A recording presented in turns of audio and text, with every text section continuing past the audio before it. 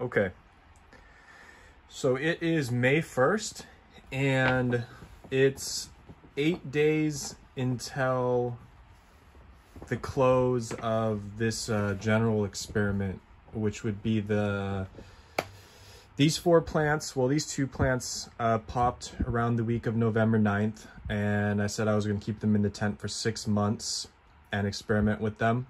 I've done that. The 6-month anniversary is coming up in just a couple days, on May 9th rather. So in closing, I'm going to take a look at these 2 plants that are going to be taken outside. This is Hydra, this is Bonsai. Bonsai is getting big, Hydra's looking a little sick. But anyways, just an overview, because I'm going to take a look at these plants and then I'm going to put them in the greenhouse outside, which I'll take a video of. But I just want to take a final look at our buddies Hydra and Bonsai. So the light is at 0%. And let's take a look at Hydra first.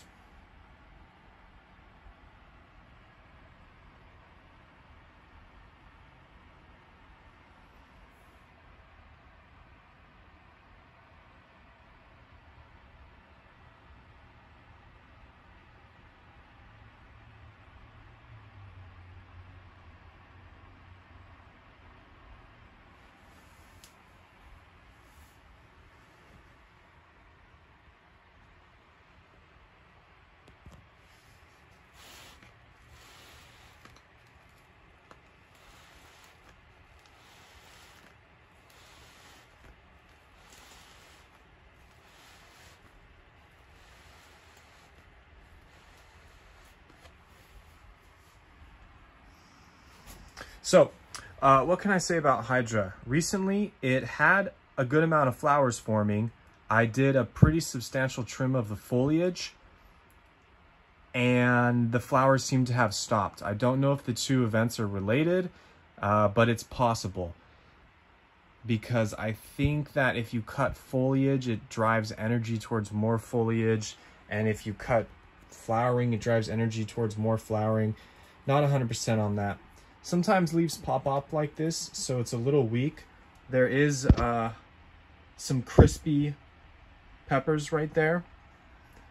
And I most of the time think that's from over nutrienting. It's definitely not from sun scald, because there's not enough sun in this tent here.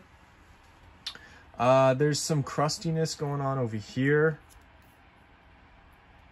Doesn't really look like there's pests, but I have had pests. It does still have normal, flower drop. This just pops off like that. But it was doing really well, and then it started not doing so well in the past couple weeks. So I'll have to go back and look at what's going on. But that's a look at Hydra. Not much else to say. There is still this brown discoloration, and I've had that on another plant, and it doesn't seem to spread on leaf contact, but once it gets this, it never seems to go away. I don't think it's damaging the plant that much. Now, I'm not sure if those are live aphids or just dead residual marks. Something might be going on there.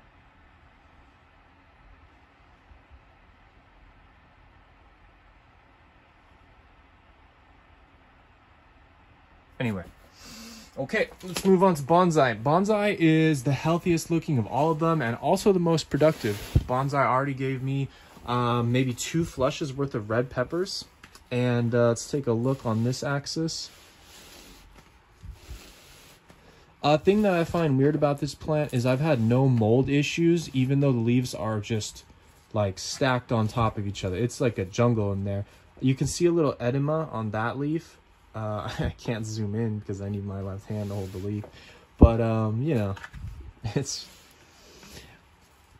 a little bit of burn right there. See, that's kind of the first time I've seen burn on this plant. At least, no, that's not true. There was a large leaf earlier.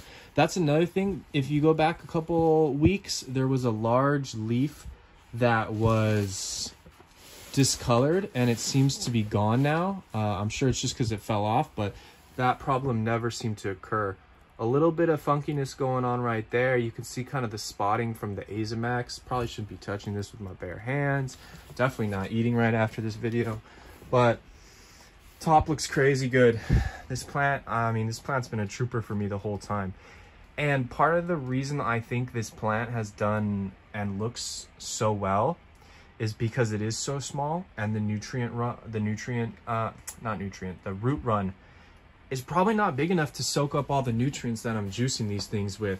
So like, I have a feeling that this plant is the most successful because it's not getting the full brunt of the things I've been doing to these plants. Yeah.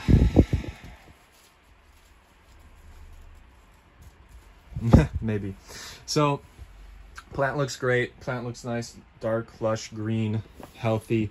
Gonna stick it outside in a little plastic greenhouse, and I guess that's gonna turn into an experiment of CoCo Coir outdoors. And if you're not familiar with CoCo Coir, it is something people grow cannabis in. I'm sure they grow lots of stuff in it. It's a nutrient blank soil medium, not soil, but medium, whatever you call it.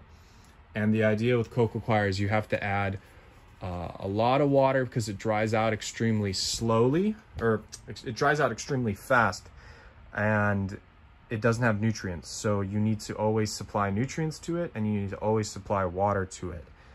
The positive thing about drying out fast is it greatly reduces the risk of overwatering your plants. So that's a benefit. The negative is you have to add the nutrients yourself. So if you don't dial things in, it's almost like hydroponics for people that are not good enough to do hydroponics, which is this guy right here behind the camera for now. Beautiful plant, beautiful champ. All right, we're gonna move these guys outside and pray that they survive the California summer.